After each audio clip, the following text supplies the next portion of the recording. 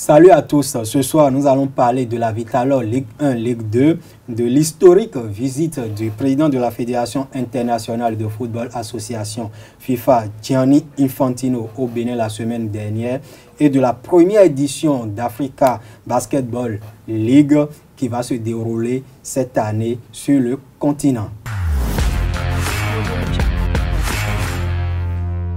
René, bonsoir.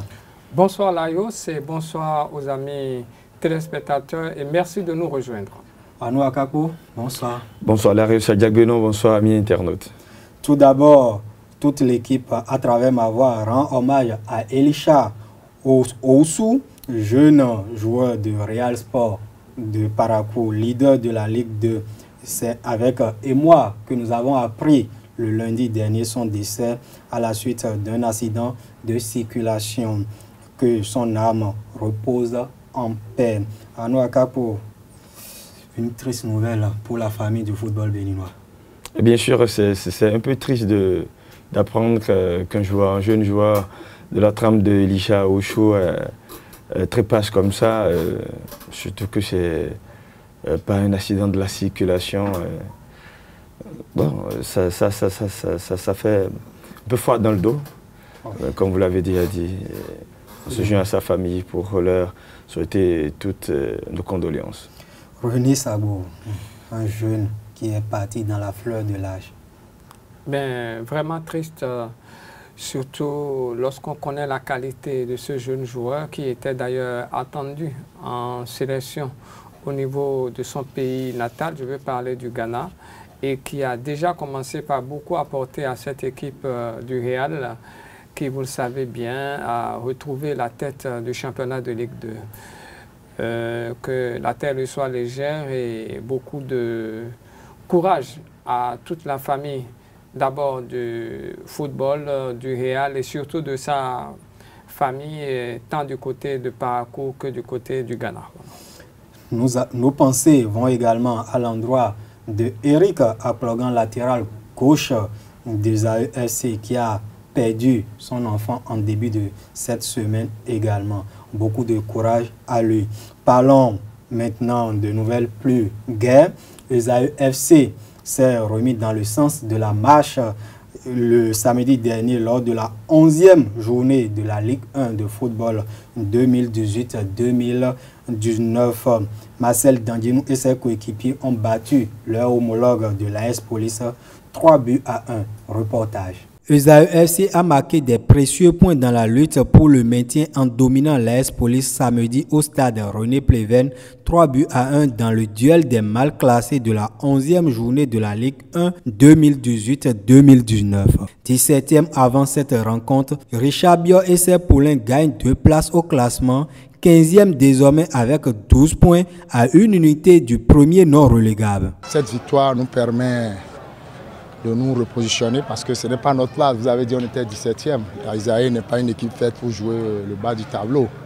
Mais nous faisons nos matchs et on les perd. Donc aujourd'hui on l'a gagné. Donc ça nous permet, c'est une satisfaction, ça nous permet de quitter le bas du tableau, je crois, pour un moment. Et puis commencer par espérer à accrocher le peloton de tête. Tout n'a pas été rose durant la rencontre. À l'entame de la partie, Marcel Dandinou et ses coéquipiers ont offert un spectacle d'occasion vendangée au public avant que Michael Dossou ne monte la voix aux siens à la 21e minute. Il enroule une magnifique frappe dans la lucarne du dernier rempart des policiers.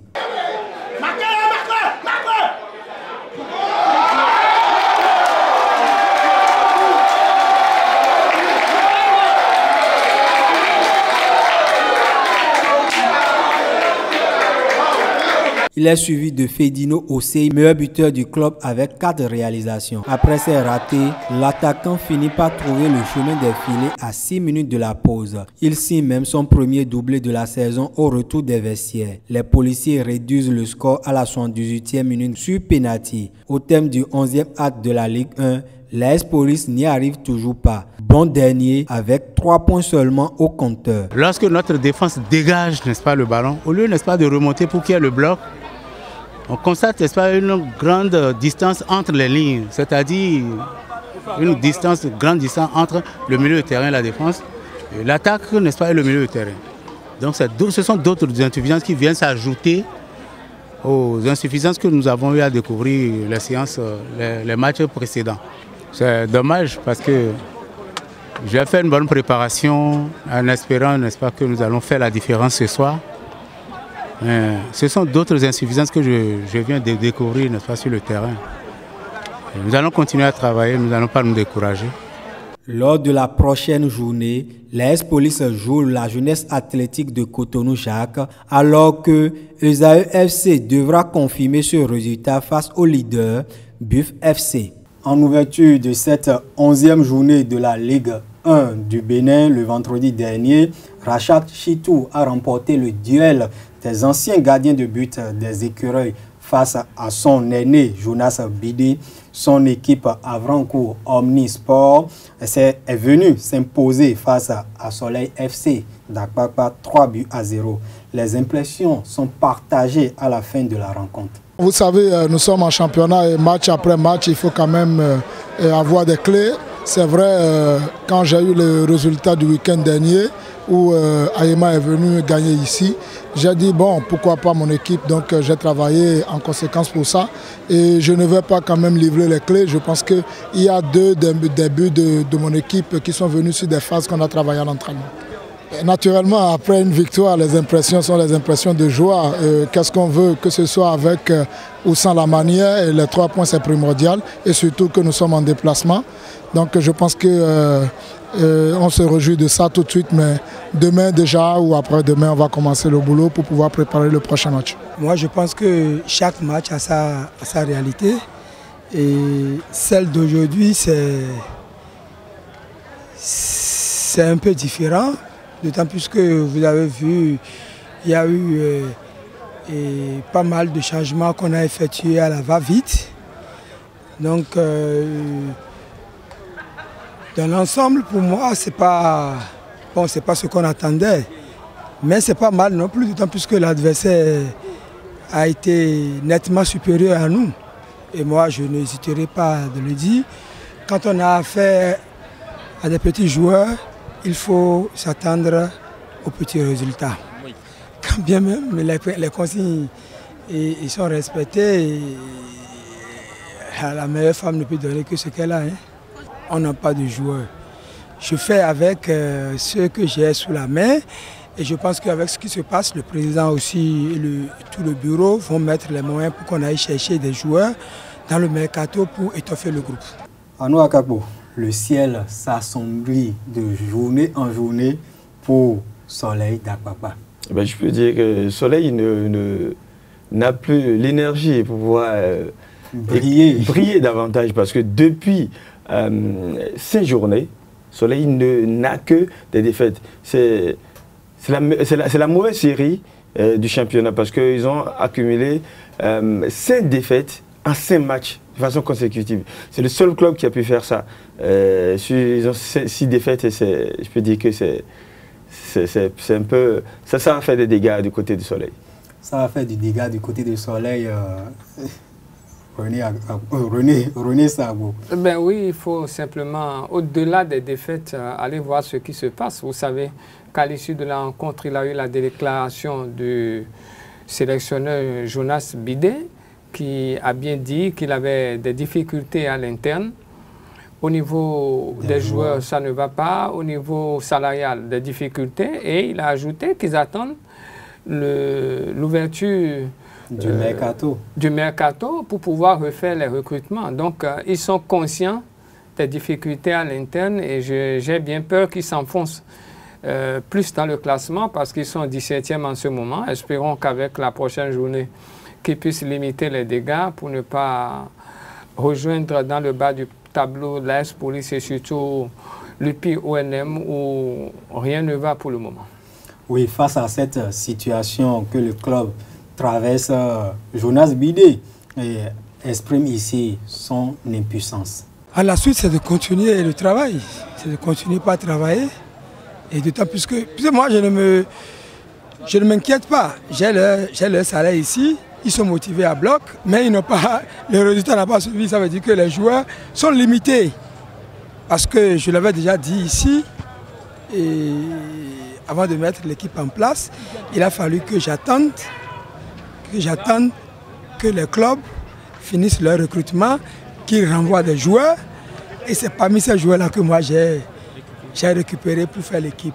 Donc on ne peut qu'attendre ces résultats. Anou Akapo, est-ce que vous jugez normal qu'un club, en préparant un championnat, même si c'est semi-professionnel ou non professionnel, attende que ses adversaires fassent leur recrutement avant de récupérer les joueurs lâchés par ses concurrents? Lorsque vous allez au marché, il faut que vous ayez les moyens pour aller faire les emplettes.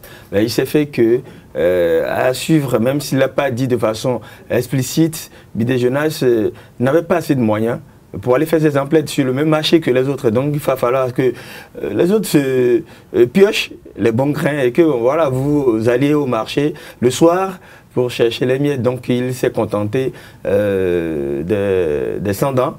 Donc forcément, si c'est le cas, c'est ce que vous pouvez avoir. Ce n'est que ça. Jonas Bidé qui se contente de ce que ses concurrents lui laissent. Ben, en parlant comme ça, il ne peut que récolter ce qu'il a semé. Parce que lorsqu'on joue en division d'élite, on n'est pas en promenade de santé. Et là, malheureusement, à travers ces propos, ils étaient bien conscients des difficultés au niveau du recrutement de l'équipe. Et vous voyez bien, lorsqu'il dit qu'il attend le mercato, pour récupérer quoi? Après pratiquement 11 journées de championnat, attendons de voir. Parce que là, le train n'attend pas. Le voyageur. Ben voilà. Et de l'autre côté, USAFC s'est relancé ce week-end avec une victoire, même si c'est face à la lanterne rouge de ce championnat. La lanterne rouge qui allait faire nul contre Dragon, nul contre Aspac. Et a tenu en échec également Énergie FC de la SB. Donc ce n'est pas rien. Donc le véritable test pour les protégés de Richard Bios c'est le week-end prochain parce qu'ils auront fort à faire face aux leaders, les Buffs qui sont blessés parce qu'ils tenus en échec lors de cette 11e journée. Découvrons avec vous, René Sagbo, les autres résultats de l'AT 11 de la Ligue 1. Ben, il faut dire que du côté toujours du Misérité, nous avons Énergie qui a réussi le hold-up en disposant de Assos 2-0. Ayema a gagné à domicile Panthère 2-0. Aspac s'est fait avoir à domicile par Dynamo d'Abomey. Grosse surprise, 0-2 pour les visiteurs. Du côté de Dambo, Asvo est venu à bout de l'équipe des Dragons de Lemay, 2-0. Idem du côté de Bembereke Oubeke a battu UPI ONM 2-0. Et enfin, la JSP qui s'est imposée à domicile face à l'US Craqué, 1-0. Oui, nous avons évoqué rapidement à Nouakam, nous avons évoqué le cas de ces deux clubs, les deux premiers au classement, Buff FC du Borgou et Aspac. Lors du dernier numéro, on a loué ici leur forme, leur série actuelle, mais aujourd'hui, ils nous ont, ils nous ont planté entre griffes, comme on le dit vulgairement, la honte. Ben, il faut dire que pour le match Tonnerre-Buffle, Tonnerre a souvent posé des problèmes au Buffle, que ce soit à l'extérieur comme à domicile. Et donc ça n'a pas raté. Vous allez dû constater que c'est Tonnerre qui menait et il a fallu un penalty, je crois bien, pour... en tout cas, c'était Tonnerre qui menait. Il a fallu que les Buffles quand même aillent puiser dans leurs ressources pour pouvoir remonter la pente et égaliser. Quand vous prenez aussi le match contre Dynamo Aspac, je me suis dit qu'il y a peut-être un complexe de supériorité avec les joueurs du Port Autonome de Cotonou, parce que la dernière fois que Dynamo était à Cotonou pour jouer contre eux, ils avaient pris une petite valisette de 3 buts avant de repartir à Abomey. Et cette fois-ci, avec leur position 12e avant ce match contre le 2e, peut-être que les joueurs du Port aussi pensaient que ça allait être aussi facile, mais il s'est fait qu'ils étaient venus avec une bonne tactique. Ils attendaient dans leur camp. Et Aspac faisait le jeu, il remontait. Le premier but, c'était pratiquement sur une contre-attaque. Le gardien s'était retrouvé avec deux adversaires. Une première frappe, il a sorti. Et le deuxième qui était à l'affût a dû catapulter le ballon au fond des filets. Donc c'est comme ça que cela s'est passé. Ben, bien sûr, donc Aspac est passé à côté de ce match-là, comme souvent les matchs où vous venez avec un peu condescendance, c'est comme ça que ça se passe. René Sabo, on va découvrir à présent les affiches, surtout les principales affiches de la 12e journée de cette Ligue 1. Ben, il faut dire simplement que déjà le vendredi prochain, nous aurons du côté du stade René Pleven, UPI ONM Ayema. Du côté de Tambo, le samedi, lendemain, nous aurons Aspo Soleil. Nous aurons à Djougou, bien sûr, le choc de cette journée, l'un des chocs de cette journée. Aspa qui serait l'autre des Panthères. Du côté de Koubert, JSP Assos, Jacques AS Police, c'est du côté de René Pleven. Le dimanche, du côté de Boycon, nous avons Avant comme Sport qui serait l'autre de Tonnerre Football Club, Béké qui affronte Énergie à Bemberg, Esae Bienfu qui reçoit le leader de cette Ligue 1, un match très difficile mais à suivre quand même. À 16 h du côté du René Pleven et enfin à Craquet, l'équipe des Dragons affronte son homologue de l'US Craquet. Voilà. Oui, donnez-nous un peu un aperçu de ce classement parce qu'on dit que les Buffs sont leaders, mais la deuxième place a changé de main. Oui, bien sûr, la deuxième place est revenue à Ayema qui a confirmé avec sa victoire, bien sûr, à domicile, suite aux 3 points que cette équipe a récupérés sur l'équipe de Béké. La 4e place revient à Assos, 17 points, tout comme Panther qui occupe la 5e place à une différence de goal average moindre, plus 1. Et bien sûr, dans le bas du tableau, nous avons Soleil, UPI et AS Police qui se trouvent vraiment dans le fond avec 10 points pour Soleil, 8 points pour UPI et bien sûr la lanterne rouge, 3 points goal différentiel, moins 17 pour l'AS Police. La Vitalor Ligue 2 a abordé ce week-end sa 10e journée avec quelques surprises et confirmations. À nous à Kako. Bien sûr, il faut dire que Audio a dominé à Kanké 2-1. Les leaders, presque tous les leaders ont gagné. Parce que Real Sport de Paracourt, après avoir été mené par Dadje, a pu remonter la pente et il a emporté 3-1. Espoir a dominé la GSA, c'est vrai, c'est bien sûr le club qui est en haut tableau contre pratiquement le dernier, l'avant-dernier, a gagné GSA 0-2. Espoir de Savalo aussi a battu, pas le même score.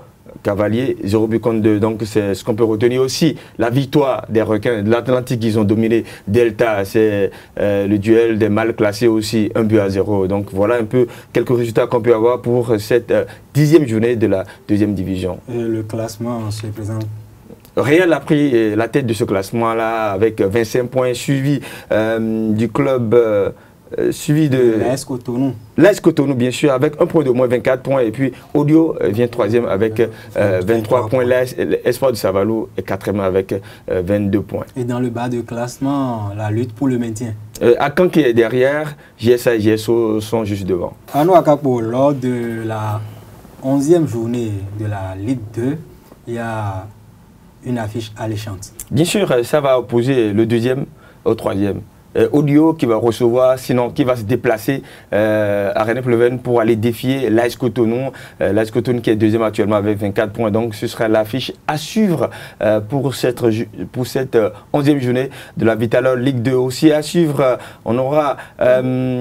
bien sûr, le match qui va opposer l'Estado contre Espoir. Estado, c'est le 2e contre Espoir, 4e en cas de victoire. Et vous voyez un peu ce que je veux dire. Si Audio perd, c'est-à-dire il y a l'AS Cotonou qui va prendre sa place automatiquement dans le top 3. Il faut aussi dire que le leader bien sûr, Real Sport de Paracourt, va essayer de pouvoir conforter son avance contre Delta, qui n'est que 16e de ce classement. Requin, qui aussi se cherche, qui est tombé dans la 2e division. On va aussi à domicile chercher à faire quelque chose contre le club de Dadje Football Club. Dadje aussi qui est aussi en difficulté. Voilà ce qu'on peut retenir par rapport à quelques affiches de la 11e journée de la Vitalor Ligue 2.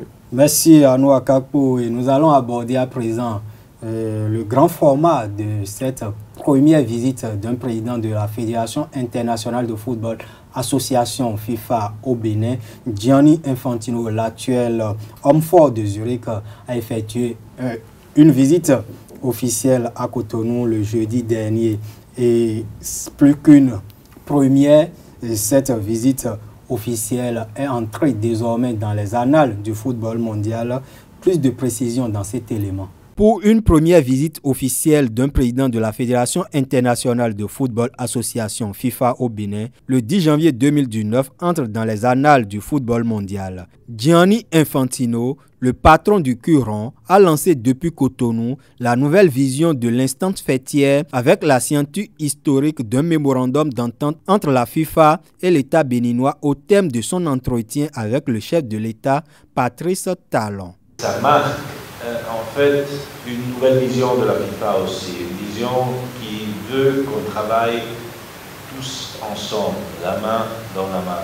La fédération, le gouvernement, la FIFA, on a tous le même objectif, on est tous là pour nos jeunes, on est tous là pour faire en sorte qu'ils puissent jouer au football, qu'ils puissent être formés, qu'ils puissent être éduqués. Dans ce sens-là, le partenariat avec votre gouvernement, c'est un partenariat pour amener le football dans les écoles en ce qui concerne l'éducation, et ça fait partie aussi d'un projet je dirais plus global de la FIFA en tête, et je suis très fier de pouvoir débuter, si on veut, ce projet avec ce mémorandum ici au Bénin. Le ministre des Sports, Oswald Omeki, exprime la fierté de tout le peuple béninois et souligne l'importance de l'accord avec la FIFA pour l'épanouissement des milliers de jeunes béninois passionnés du football. C'est avec beaucoup de fierté que nous accueillons cette visite historique. Vous l'avez mentionné, c'est la première fois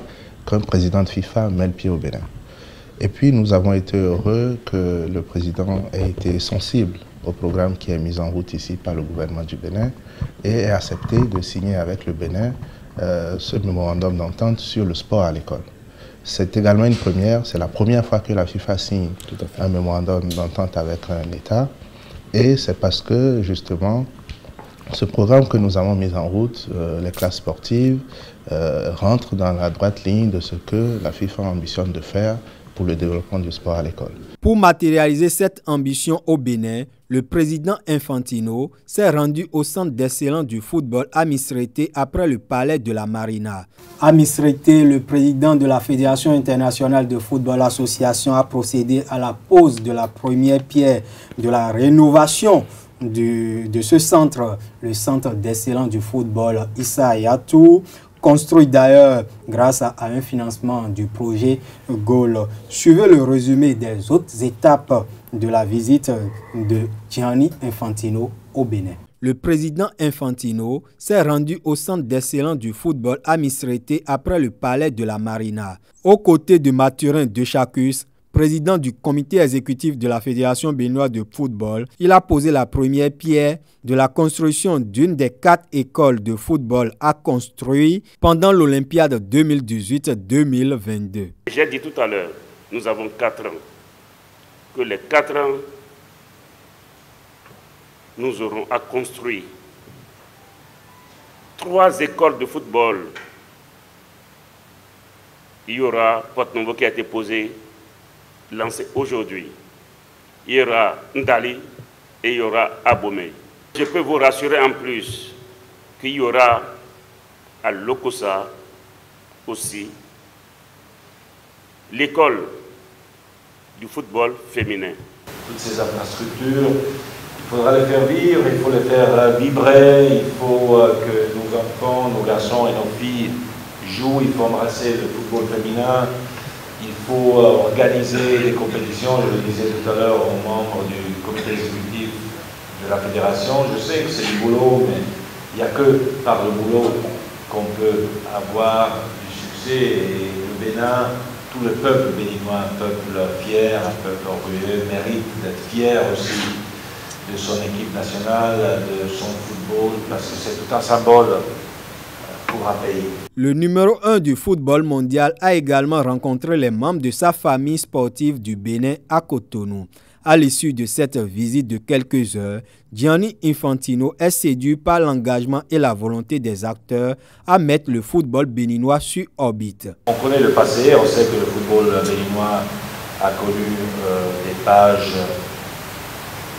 noires, sombres, tristes, avec le championnat qui s'est arrêté pour quelques années. C'est fini. c'est fini, on tourne la page, on va de l'avant et on travaille. Les ingrédients sont là, la passion est là, l'enthousiasme est là, le talent est là aussi. Maintenant, il faut le nourrir, il faut le faire grandir, il faut le travailler sérieusement, professionnellement.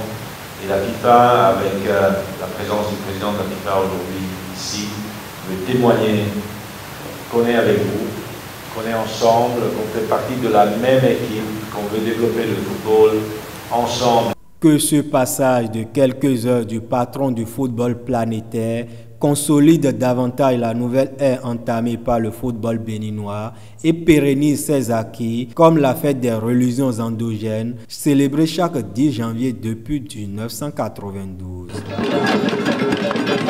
Arnaud Akapo, même si c'est pour quelques heures, le Bénin a été la capitale du football mondial le jeudi 10 janvier dernier. Exactement. C'est vrai, Gianni Infantino, avant de venir à Cotonou, a pris part à la Guinée, il a pris part au Togo. Mais toujours est-il qu'il fallait le faire. Il n'est pas allé en Côte d'Ivoire, il n'est pas allé en Zambie, ce qui est sûr, il est venu au Bénin. Donc, pour ce laps de temps, Cotonou, quand même, le monde du football a eu un regard sur Cotonou pour voir un peu ce qui se passe. C'est déjà historique, il faut pouvoir le dire. Et qu'est-ce qu'on peut garder de cette première visite de l'histoire du football béninois d'une sommité comme Gianni Infantino? Je veux garder ce que Gianni Infantino a gardé, parce qu'il a dit qu'il y a eu beaucoup d'émotions, beaucoup de joie. En une journée, il a rencontré le président, il a rencontré les acteurs du football, il a vu comment ils ont à cœur de développer le football. Et voilà ce que moi je peux retenir de ce que Gianni Infantino est venu faire au Bénin. Aussi surtout la pose de la première pierre pour la rénovation, parce que le centre dont on dit d'excellence, Issa Hayatou de Misrété n'en est pas un. Et donc j'espère qu'après cette visite-là du numéro 1 du football mondial, ce centre-là sera vraiment un centre d'excellence. René Sago, le football béninois semble tourner définitivement tôt à l'amateurisme. Ben oui, il faut simplement dire qu'à l'issue de cette visite, on peut, pour faire un véritable ouf de soulagement et surtout dire qu'un pari a été gagné. Je le disais ici lors de la dernière émission qu'il fallait que le Bénin profite vraiment de cette visite du patron du football mondial pour pouvoir relancer son sport roi. Et je dis quelque part, c'est un pari gagné, puisque déjà au lendemain de son arrivée dans la soirée du 9, je veux dire à l'aube du 1er, il a rencontré le chef de l'État qui lui a présenté les objectifs et stratégies de mise en place par son gouvernement pour assurer la promotion et la pratique du football en milieu scolaire, dans lequel le football joue un rôle majeur. Et ça a été suivi de la signature de ce protocole tant attendu entre la FIFA et le Bénin. Et il faut le dire, Infantino l'a dit, c'est la première fois que la FIFA signe un protocole avec un État. Voilà, premier pari. Ensuite, vous l'avez parlé tout à l'heure de la réhabilitation du centre d'excellence de Missérété. Vous avez bien vu à quoi ressemble la maquette.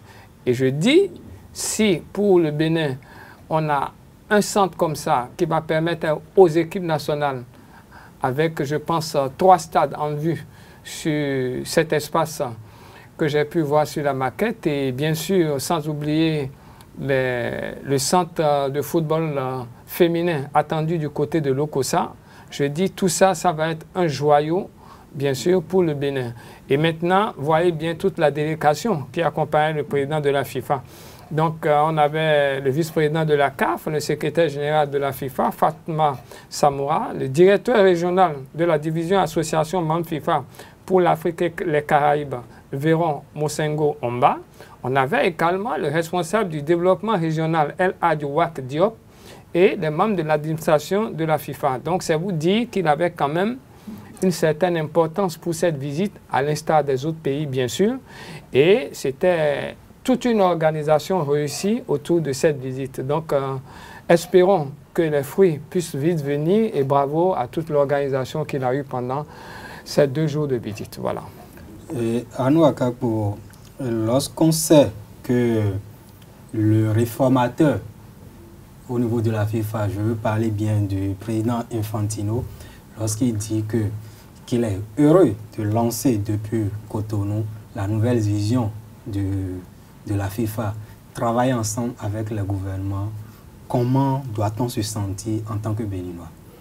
Heureux, honoré, quand on apprend que c'est à partir du Bénin. Ce n'est pas aussi une surprise parce que le Bénin a toujours été pionnier de beaucoup de choses, hein, démocratie, je ne vais pas tout citer par ici, j'espère qu'on ne sera plus le dernier dans cette histoire de rénovation parce que sinon dans cette histoire de nouveaux formats, quand on a lancé, il faudrait qu'on suive que la politique de développement suivre pour que l'élan là, ce nouvel élan soit une réalité et que demain qu'on voit les fruits de cette nouvelle dynamique là. Donc voilà tout ce que je peux dire. En tout cas, ce qui est sûr, je suis heureux et très honoré de comprendre que nous sommes pionniers et qu'il faudrait que nous tenions cette tête là. Quelques acteurs du football béninois ont livré leurs impressions à l'issue de la rencontre avec le président Infantino. Écoutez Didier Sourou, promoteur du centre de formation Bénin, Académie Bénin Investissement, et Mamoudou Yeissé, alias Mr. Okeke, ancienne gloire du football au Bénin. Quand les hauts dirigeants du football viennent au Bénin, c'est important parce que ça permet d'abord d'avoir un œil sur le Bénin, mais aussi également qu'à travers les échanges, qu'on puisse bénéficier de l'expertise de la FIFA en termes de formateurs qui viennent en Afrique, en termes de subventions pour aider le football béninois et en termes de visibilité aussi, parce que le football béninois a aussi besoin de visibilité.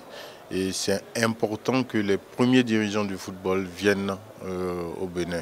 La FIFA vient de signer une convention avec le gouvernement béninois, ce qui est une première dans l'environnement du football. Et ça prouve aussi que la FIFA veut avoir un œil et pousser le football béninois, dont nous sommes les acteurs.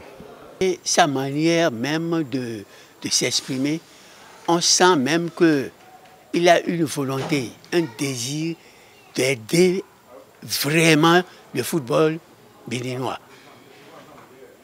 Parce que vous avez dit dans ses propos, il a même pris le Bénin comme la capitale mondiale de football. Je ne sais pas ce qu'il a pensé. Donc il était tellement joyeux, tellement content, qu'il s'est exprimé librement. Et il a promis beaucoup de choses au Bénin. Tu vas à l'église, tu sors pour aller à l'église, tu rencontres le père, mon père dehors, mais il ne faut ne plus aller à l'église, puisque c'est déjà signé. En rencontrant, quand il est arrivé maintenant, il faudrait que nous soyons aisés. L'essentiel est pour nous de savoir ce que nous voulons exactement pour la grandeur du football au Bénin. En attendant que les dirigeants à divers niveaux du football béninois ne prennent la mesure de cette interrogation de Mamoudou Yeissé, alias Mr. Okeke, le Gianni Infantino, le président de la FIFA, a reçu les attributs du roi du football en guise de souvenir de son passage à Cotonou.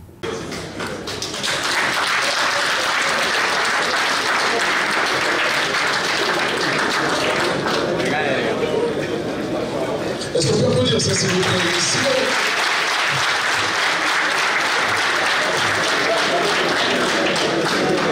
Alors, le roi du football, il est déjà. Cela nous rappelle les terres d'Abomey, les terres du Dahomey, j'allais dire, du royaume de Don Romain, le plus célèbre royaume du Bénin et l'un des plus célèbres en Afrique, en ces années avant la colonisation. De Sa Majesté, cet ordre. Le roi du football. Voici la coiffe royale. Escrima Rigaud. Vous avez été baptisé Majesté Finagnon. Ça veut dire, grâce à votre règne, ici sera bon. Ce pays sera une terre publique.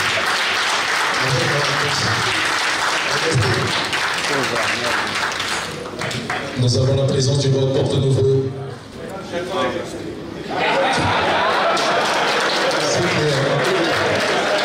C'est clair. Une bénédiction.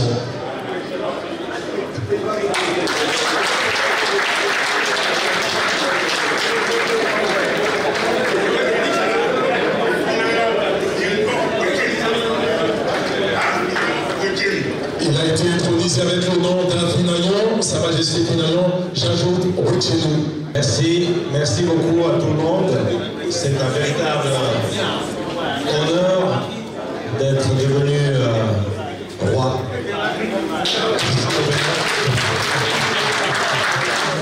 Mais je veux dire que maintenant je comprends pourquoi les rois se font porter, parce que c'est lourd. Gianni Infantino, roi. Finagnon, roi Finagnon. Oui. Ou Dada Finagnon, il faut préciser. Dada Finagnon, Huichenou. Oui, Huichenou aussi, surtout que le roi de Porto-Novo, si je ne m'abuse. C'est lui qui a présidé la cérémonie d'intronisation du nouveau roi de la cour royale de Porto-Novo. Non, de la cour du football, pas la cour du football. Il peut avoir deux rois dans un même, une même dynastie, dans un même royaume. Donc l'autre est le roi de Porto-Novo et puis Gianni Infantino est le roi du football. L'histoire du Bénin, comme parenthèse, l'histoire du Bénin nous montre autre chose, nous indique autre chose. On le fait un putsch au roi. C'est un crime de lèse-majesté. C'est ce que nous observons sur le terrain. D'ailleurs, le président ou le professeur David Kofi Azar lutte pour que le législateur faute des lois dans ce sens pour siffler la fin de la récréation. Mais revenons à cette intronisation du roi du football mondial, Gianni Infantino. Le Bénin a apporté sa différence. Sa différence à la chose. Gianni est parti au Burkina. Je ne sais pas s'il a été reçu comme ça. Et donc, lorsque vous apportez votre touche particulière, votre touche culturelle à la chose, cela marque. Je suis sûr que Gianni Infantino, pour cette tournée sous-régionale, sera marqué parce qu'il est reparti de Cotonou avec un nouveau nom de baptême, Dada Finagnon Huichenou. Et donc il va se dire, ben, le Bénin a une originalité. Et ça va faire le tour du monde. C'est déjà très important que nous nous démarquions de la sorte. C'est aussi un côté positif que le Bénin peut apporter au landerneau du football. À son arrivée la nuit du 9 au 10, beaucoup avaient fustigé le fait que ces cadres rapprochés n'ont pas permis à ce qu'il aille au contact de ces férus du football qui sont venus du côté de l'aéroport international Cardinal Bernardin Gantin de Cotonou pour l'accueillir. Mais on peut dire qu'à la fin, ils sont servis. Ben, ils sont servis, vous savez, en matière de sécurité, pour un patron du football sur le plan mondial, il ne faut pas badiner à ce niveau. Donc, il avait l'espace requis pour une rencontre avec le président de la FIFA. C'était le lendemain à 12 h. Je pense que vous l'avez dit, tout le monde est reparti satisfait. Mais je voudrais revenir un peu sur l'intronisation de Infantino. C'est original à plus d'un point, puisque qu'on constate qu'il a été intronisé par un roi. Vous savez, d'habitude, on donne l'accoutrement, mais la présence d'un roi, avec cette bénédiction qu'on lui fait au front, avant de lui mettre le chapeau, tout ça, ça m'a paru vraiment original. C'était la première fois que je vois qu'on veuille introniser une personnalité, mais avec la présence effective d'un roi.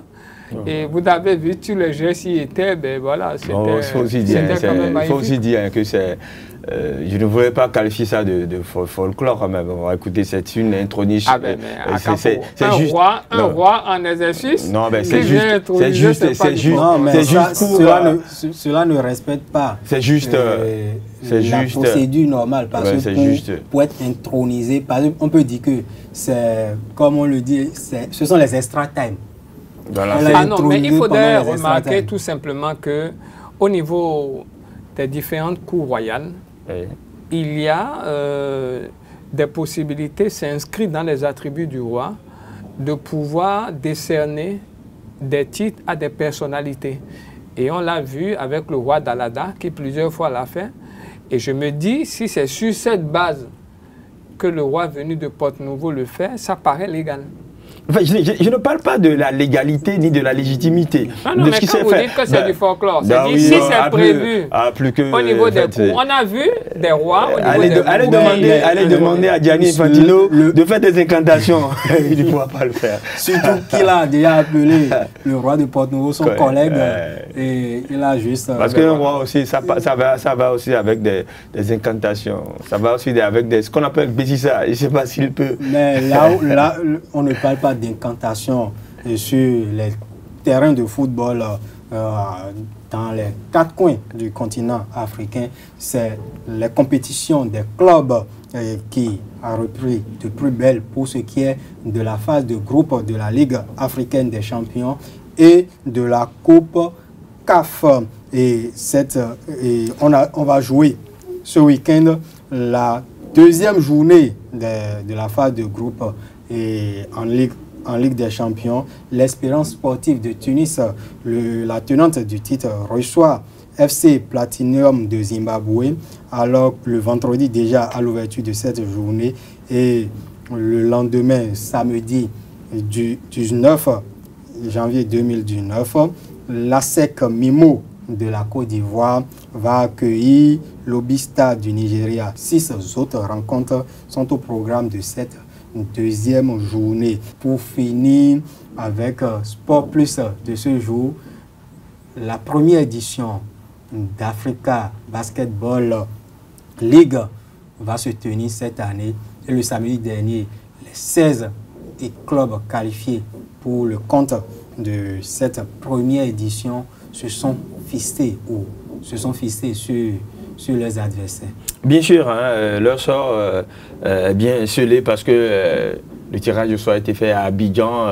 Le Bénin sera représenté par un club, c'est bien sûr Élan Sportif de Porto Novo, le club champion du Bénin qui est logé dans le groupe B en compagnie de Civil Defender, le club qui était aussi à Cotonou pour ces phases qualificatives. Là, il faut dire qu'il avait perdu contre Civil Defenders pour le match de la dernière journée, mais c'est toutefois qualifié. Donc dans le groupe B, il y aura Étoile Sportive de Hadès de la Tunisie, Élan Sportif du Bénin, Civil Defender Nigeria et BC Terrain de la RDC. Groupe A, on aura l'AS Sal du Maroc, River Hoopers, un autre club du Nigeria, JS Kerouan de la Tunisie et puis Slack de la Guinée. Groupe C, on aura Al-Ali de l'Égypte, Primero de Agosto, Angola, Ferroviario de Bahia, c'est un club mozambicain, et puis REC du Rwanda. Dans le groupe D, on aura un autre club angolais, bien sûr, Petro Atlético, un club très connu en handball et en basketball. Il y a aussi le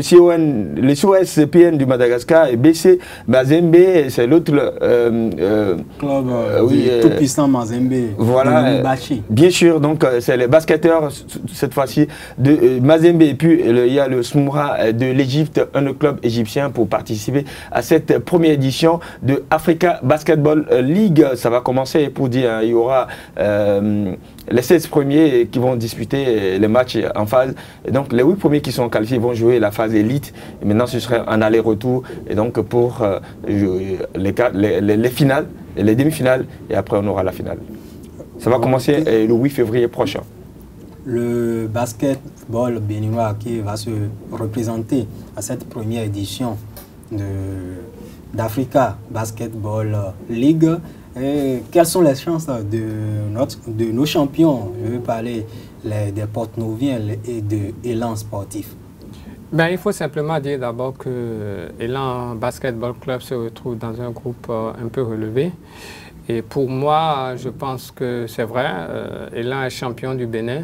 Et s'ils veulent aller loin au niveau de cette compétition vraiment huppée, au vu déjà des autres équipes qui se retrouvent au niveau des 4 groupes, il va falloir renforcer l'effectif. Et renforcer l'effectif, ça suppose assez de moyens, se mettre vite au travail, parce que ça ne va pas être à SPAC, ça ne va pas être Énergie, c'était ça comme adversaire. Et là, pour moi, je pense que Elan va pour apprendre.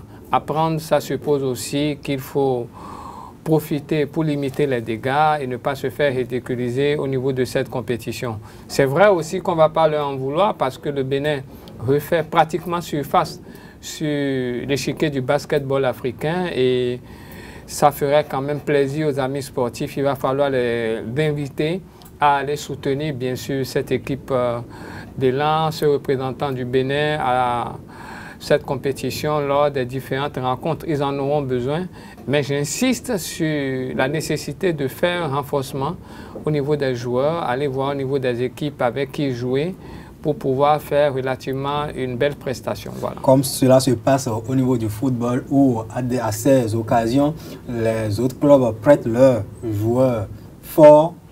Justement, en fait, est-ce que, j'ai une question pour vous particulièrement, vous qui êtes plus proche de cette formation de Porto Novo, est-ce que Elan dispose les ressources humaines et financières qu'il faut pour prendre part à cette compétition? Bien sûr. Quand on parle de ressources financières, Elan en a. Il en a, c'est vrai qu'on ne va pas étaler le budget d'Elan sur ce plateau ici. Ah mais sous d'autres cieux, on connaît les budgets des clubs. Oui, en fait, si vous donnez-nous la primeur de Elan en a, parce que c'est un club qui perd régulièrement ses joueurs, qui dispose du capital qu'il faut pouvoir le faire. Et donc, ils ne se sont pas engagés pour rien. Ils ont déjà participé à des compétitions africaines les saisons écoulées. Et donc, cette fois-ci, ils l'ont fait. Ils l'ont déjà même prouvé avec la phase qualificative qui s'est déroulée à Cotonou ici. Ils se sont déjà frottés à Rivers Hoopers du Nigeria, ils se sont frottés à Defender du Nigeria, ils se sont frottés à Alliance Police, un club du Ghana, ils se sont frottés à d'autres clubs de la sous-région, les Libériens, pour pouvoir jauger un peu leur niveau. Et donc s'ils sont sortis 3e, c'est déjà quelque chose. Donc ça veut dire que sur le plan de ressources humaines, il y en a, parce que quand ils ont perdu contre Civil Defender, c'était à peu de choses. Et donc déjà, ça fait déjà des expériences qu'ils ont capitalisées. Vous allez parler de renfort tout à l'heure. Oui, ils savent ce que ça veut dire, cette compétition. Et donc, et là, forcément, cette compétition, cette phase qualificative leur a permis de pouvoir se situer, de pouvoir se positionner, savoir qu'est-ce qui nous manque pour aller à la conquête de l'Afrique. C'est vrai que ce sont les 2 premiers. Et s'ils jouent très bien, s'ils apprennent de leurs erreurs, ils peuvent sortir 2e, pourquoi pas, du groupe pour continuer l'aventure. Oui, et pour boucler définitivement cette émission, nous allons dire un mot sur la 26e édition du championnat du monde de handball masculin qui se déroule actuellement entre l'Allemagne et le Danemark. Les 3 représentants africains connaissent de fortunes diverses. La championne d'Afrique en titre, la Tunisie, a déjà enregistré 2 victoires dans cette compétition, notamment hier face à l'Arabie Saoudite, 24-20. Et il faut dire que les Aigles de Carthage occupent pour l'instant la 3e place qualificative de leur groupe, le groupe C, devant l'Autriche qu'ils vont d'ailleurs rencontrer demain lors de la dernière journée du tour préliminaire de ce mondial Hand 2019. Les autres représentants africains, l'Égypte et l'Angola, ont connu également une victoire pour l'Égypte face à l'Argentine et l'Angola qui a battu le Qatar en début de la compétition le vendredi dernier.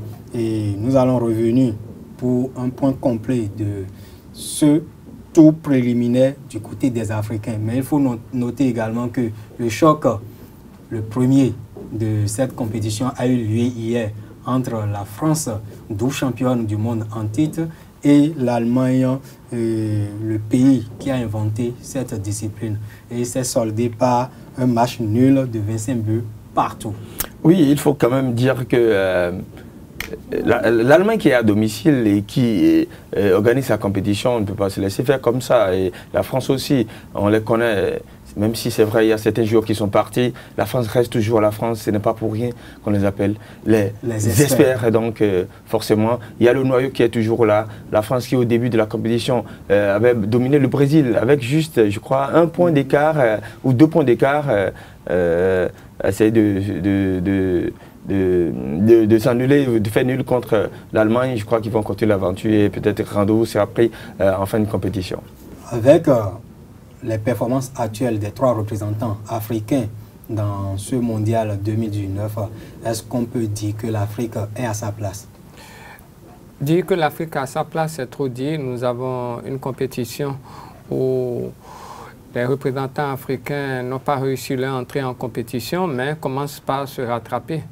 Donc, il faut simplement espérer que déjà la Tunisie, face à son adversaire demain, puisse limiter les dégâts et refaire son retard pour espérer une qualification pour la suite de la compétition. Idem pour l'Égypte et bien sûr l'Angola, qui sont toujours en course, mais ont l'obligation désormais de gagner pour prétendre accéder à la phase suivante. Voilà. Ce sera tout pour le compte de ce numéro. Merci de nous avoir suivis et à la semaine prochaine.